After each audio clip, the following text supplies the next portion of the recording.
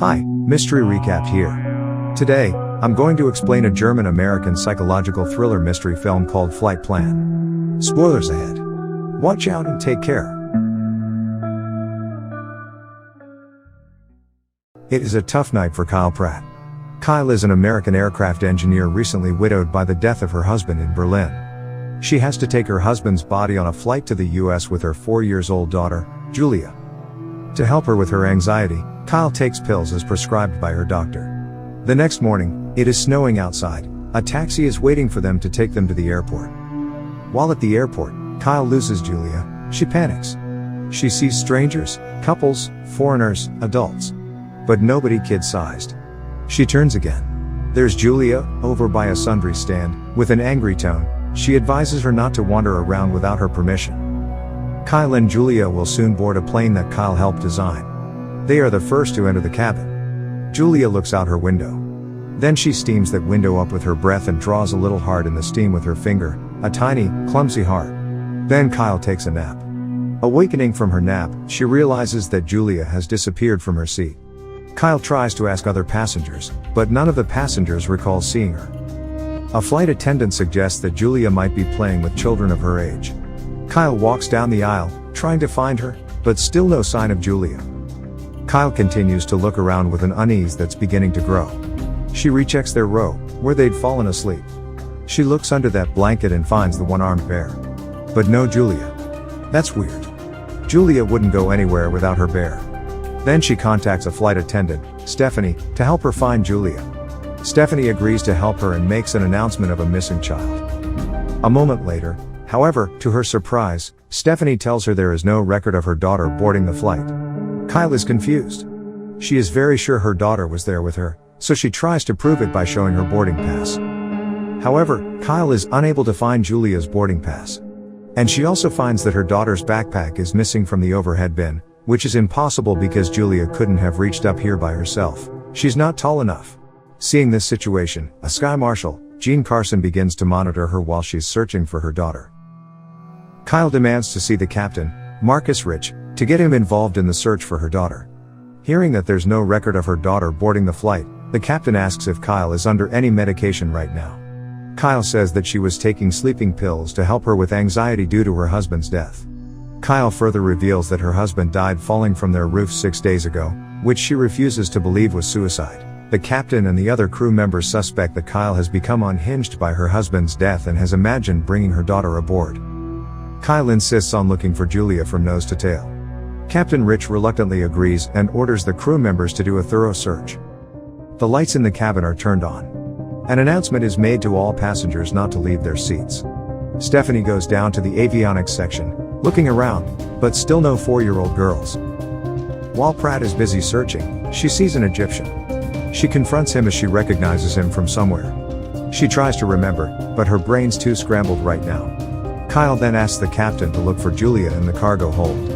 Captain Rich doesn't allow that, and angrily states that there are hundreds of passengers on this flight who are not receiving any attention at the moment because all flight attendants are busy conducting a search for a child that none of them believe was ever on board. Kyle doesn't take it well. She then runs to the Egyptian. She accuses the man of kidnapping her daughter, as she now remembers that she saw him last night, staring into her daughter's bedroom.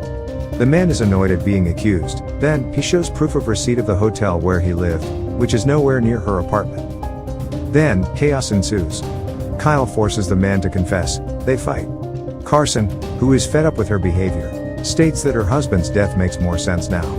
A couple of hours with her, and even he is ready to jump.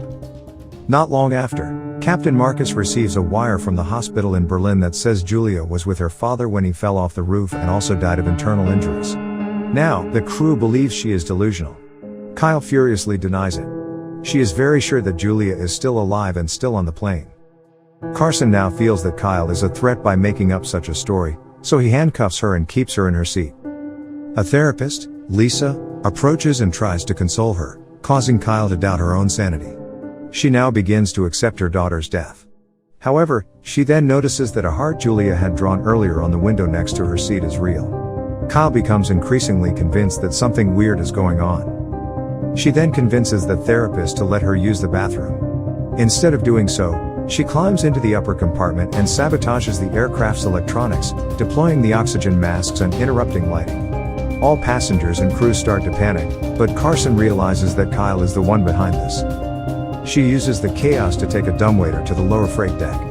She finds her husband's casket there. She unlocks David's casket, suspecting Julia is inside, but finds only her husband's body. And nothing else. Carson finds her, puts her in handcuffs, and escorts her back, announcing that the flight is making an emergency stopover at Goose Bay Airport, where she will be taken into custody.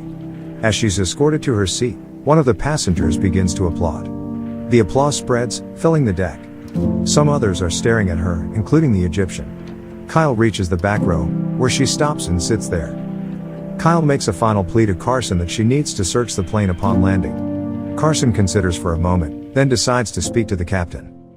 However, instead of speaking to the captain, he sneaks down to the freight deck.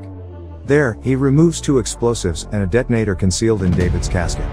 He then climbs down to the avionics section and attaches the explosives to the side of the platform, revealing Julia, who is sleeping. At this point, it is revealed that Carson has been the mastermind behind all of this. Carson and Stephanie have conspired to hijack the aircraft for a $50 million ransom and frame Kyle due to her knowledge of the plane. They abducted Julia to force Kyle to unlock the casket where he placed the explosives and detonator. Carson tells the captain that Kyle is a hijacker and threatens to blow up the aircraft unless the airline transfers $50 million into a bank account. Carson then tells an unnerved Stephanie that he intends to blow up the plane, killing the unconscious Julia, and leave Kyle dead with the detonator in her hand. Kyle still couldn't believe everything that has happened. She anxiously looks out of the window as the plane is about to land. Other passengers are confused because of the emergency landing. After landing, the passengers exit the aircraft. As the captain is leaving, Kyle confronts the captain, who angrily declares that the ransom has been paid. Kyle is confused by this. Soon, she realizes that all this is Carson's doing. He uses the situation to twist the truth and makes it look as if Kyle is a terrorist. Realizing this truth, Kyle decides to take advantage of the role of hijacker, commanding Carson to remain aboard and the crew to leave. Carson hesitates, but he realizes that if he refuses, it would be seen that the charade would be his. As soon as the plane's door closes, Kyle knocks Carson unconscious with a fire extinguisher, handcuffs him to a rail, and takes the detonator from his pocket. Stephanie comes out of hiding. Carson regains consciousness. He chases after Kyle, shooting until she locks herself in the cockpit. She opens a hatch door to the plane's attic and throws out a binder to fool him. Carson hears the upstairs thud and leaves. Kyle exits and encounters a guilt-ridden Stephanie. She punches her, who panics and immediately flees the plane. Kyle continues to look for her daughter to the avionics, and she finds Julia there, unconscious. She immediately hugs her and carries her. Carson soon follows, and while searching, reveals that he murdered her husband to smuggle the explosives inside his casket, knowing that it would not be scanned at the checkpoint. Kyle immediately carries Julia into the aircraft's non-combustible hold, with the detonator in hand. Carson shoots at her as she closes the door. With the non-combustible walls of the hold to protect them, she detonates the explosives, exploding the plane, killing Carson. The passengers and crew watch the explosion in shock. A moment later, Kyle appears with her daughter.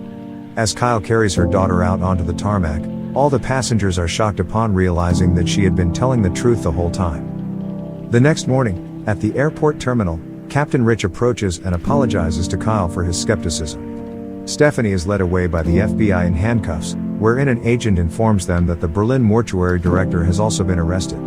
Kyle carries Julia through the crowd of passengers who realize the truth. All are stunned and somewhat guilt-ridden for not believing her. Before loading her daughter into a van to take them away, Julia wakes up and sleepily asks, "Are we there yet?" As they get ready to leave. The final scene shows the Egyptian passenger helping to pick up her bag as an act of respect and forgiveness. That's the ending of the movie Flight Plan. Subscribe for more videos like this, turn on notifications, and leave a like to help the channel out. Thank you for watching.